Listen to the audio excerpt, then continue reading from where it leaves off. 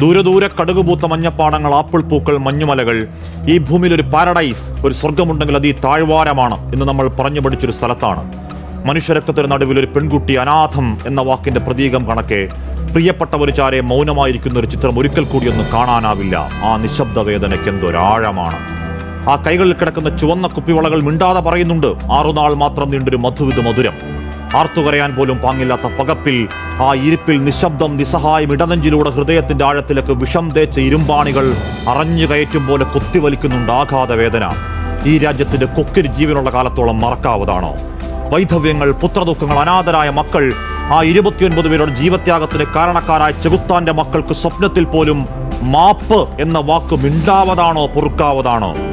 അന്ന് പത്താൻകോട്ടിൽ, പുൽവാമയിൽ, ഉറിയിൽ, അമർനാഥിൽ, റിയാസിയിലൊക്കെ കുരുതുകൾക്ക് ശേഷം പറഞ്ഞ പോലെ അടിച്ചുവെച്ച മട്ടിലാണ് റെഡിമെയ്ഡ് പ്രതികരണം. ഞങ്ങൾക്ക് പങ്കില്ല എന്നാണ് പാകിസ്ഥാന്റെ പറച്ചിൽ. വെറും വ്യാജ വർത്താനം. എന്നിട്ട് അലങ്കാരം പോലെ അയൽ രാജ്യത്തിന് അനുശോചനം. ആർക്ക് വേണമടോ കൊണ്ടുപോയി പുഴുങ്ങി തിന്ന്. നിങ്ങളുടെ ആത്മാർത്ഥതയില്ലാത്ത വെറും വാക്ക് മിസ്റ്റർ ഷഹബാസ് ഷരീഫ് അഥവാ രാജ്യത്തിന്റെ പ്രധാനമന്ത്രി. സൈന്യത്തോട് നേർക്കുനേർ നിൽക്കാൻ ധൈര്യമില്ലാത്ത പേടിത്തൂറികൾ, തോക്കെടുത്ത് നിരായുധരായ സാധാരണക്കാരെ കൊന്നൊടുക്കിയതിന്റെ സൂത്രധാരൻ സൈഫുള്ള കസൂരി ഹാഫിസ് സയ്യിദിന്റെ വലം കൈയാണെങ്കിൽ, ഇന്ത്യ വിരോധം കൊണ്ട് പിഴച്ചു പൊളിച്ച പാക് പട്ടാളത്തിന്റെ തലച്ചോറാണെങ്കിൽ, ISIയുടെ സാമന്തനാണെങ്കിൽ ഞങ്ങൾക്ക് പങ്കില്ലെന്ന പച്ചക്കള്ളം പാകിസ്ഥാനെ പോയി പള്ളി പറ. മറന്നവരാണ് നിങ്ങൾ. പരാജയത്തിൽ ഉളുപ്പില്ലാതെ മുട്ടുകുത്തി ജീവന് വേണ്ടി തണ്ടിയ മേധാവി നിയാസയെ ഞങ്ങൾ വെറുതെ വിട്ട നാണം കിട്ട ചരിത്രം.